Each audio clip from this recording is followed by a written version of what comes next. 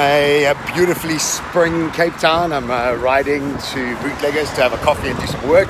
I have 10 days left in Cape Town and I'm just taking in the city as much as I can.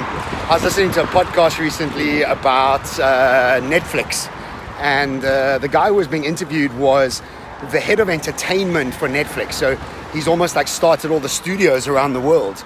And he used to work for Disney, I think, if I'm not mistaken.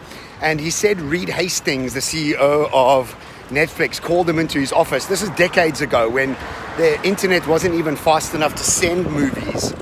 But Reed explained the future of Netflix exactly like it is today.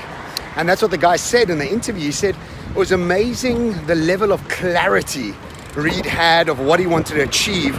I bought into that vision and I joined Netflix, and this is what's happened with Netflix over the last 2 decades.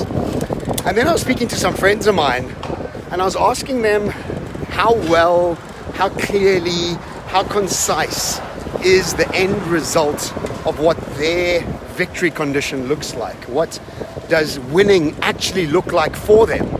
And most of my friends don't actually have a very clear, distinct picture of what it is they want to achieve. So the first thing is, if you don't know what you want to achieve, how do you know you're going to achieve it? 2, if you don't know where you're going, how are you preparing for it?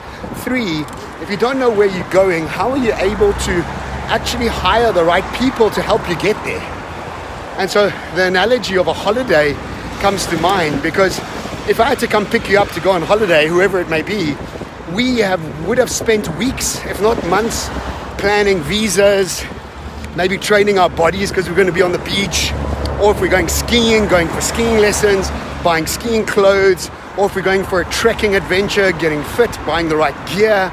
We plan our holidays so very well to the last detail, but then when it comes to our futures, we don't really want to plan it that well or with that much detail, and we get vague about it.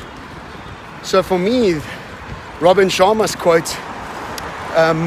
clarity before mastery. And if you aren't able to be distinctly clear about where you want to be in the next couple of years, there's no way you can prepare for it. And there's always going to be excuses of why you shouldn't do something. And so I'll give you an example. You know, my clear goal is to have a New York Times bestseller, share a stage with Sanei, to be in the global sort of world of speakers, authors, and thought leaders. And I know that I have to become a lot better at what I do. I have to get better people around me. I have to be living in an international city to be exposed to the New York Times sort of people, those agents, those publishers. And so for me, moving to Dubai, writing a book every year becomes obvious. It's like an obvious thing for me to do. Now, if I didn't have clarity of my goal, then it wouldn't be obvious. It'd be actually a bit of a mission to be writing a book every year.